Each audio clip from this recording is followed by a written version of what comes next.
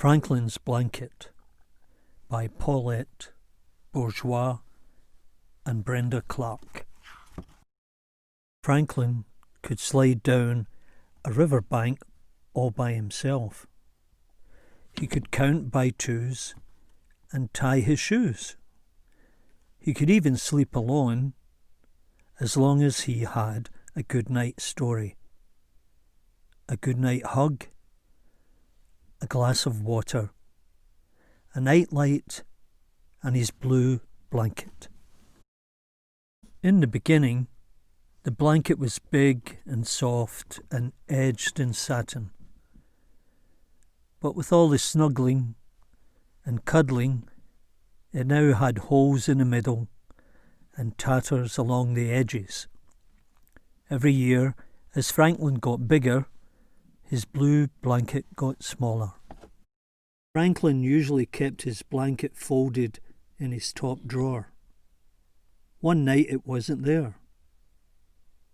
Franklin searched around his room. He rummaged through his toy chest. He took everything out of his drawers and his books off the shelves. But he could not find his blue blanket anywhere. He ran to tell his parents. "Go back to bed," they said as soon as they saw him. But, said Franklin. "No buts," said Franklin's father. "You have had a good night story, a good night hug, 2 glasses of water, and I turned on your nightlight myself. But I can't find my blanket," said Franklin. So Franklin and his parents hunted everywhere. "Try to remember," said Franklin's mother. "When did you last have it?" Franklin thought. In the morning, after a fight with Bear, Franklin had snuggled with the blanket until he felt better. In the afternoon, when thunder crashed and lightning flashed, Franklin had covered himself with the blanket until all was calm. He was sure that after the storm, he had put the blanket back where it belonged. When Franklin and his parents looked, the blanket wasn't there. "We'll find it tomorrow," said Franklin's mother. "I can't sleep without my blanket," said Franklin. "I have an idea," said Franklin's father.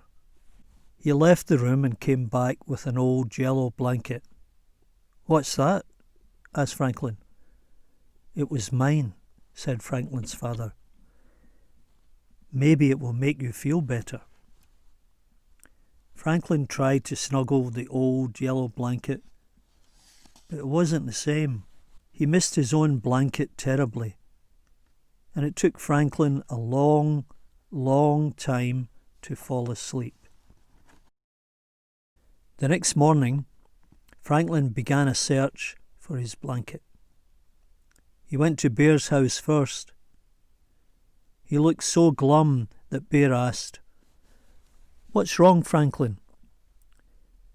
Did your mother give you Brussels sprouts again?" "Worse," said Franklin. "I can't find my blanket." "It's not here," said Bear. "Besides, my mother says big bears like me are too old for baby blankets. Maybe you don't need a blanket." Franklin knew that Bear always slept with his stuffed bunny. "What about your bunny?" asked Franklin. "Bunnies are different," said Bear. Next he tried Fox's house. The blanket wasn't there either. "Why don't we play?" asked Fox. "No," said Franklin. "I want to find my blanket. My father says worn-out blankets are no good to anybody," said Fox. "Maybe you should get a new blanket."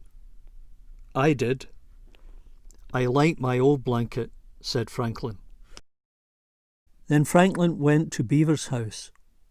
The blanket wasn't there. Franklin looked so sad that Beaver said, You can borrow my teddy until you find your blanket." "Thank you, Beaver," said Franklin, holding Teddy tightly.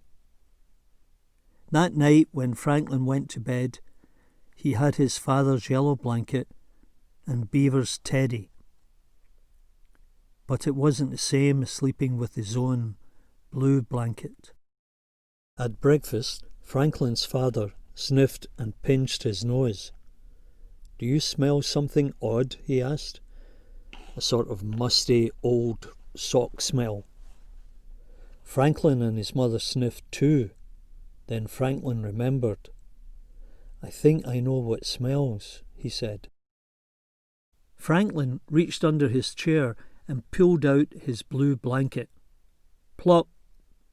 A handful of cold, slimy Brussels sprouts spilled out of the blanket and onto the floor. His mother and father stared with amazement. "Look," said Franklin. "I found my blanket. I forgot I put it here." "You forgot to eat your Brussels sprouts too," said Franklin's mother. "Whoops," says Franklin, looking a little sheepish.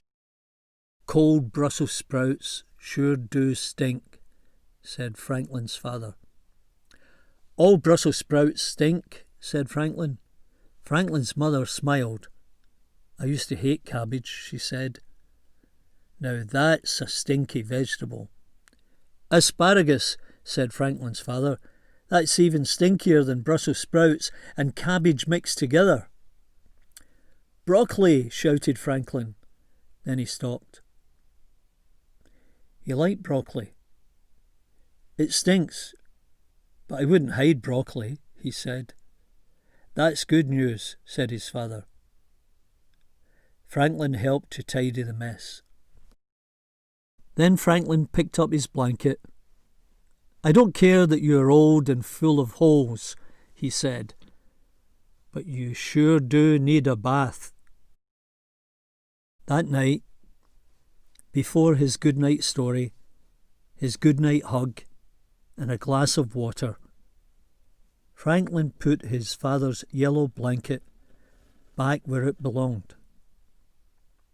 He was glad he lived in a house where even old blankets had their special place.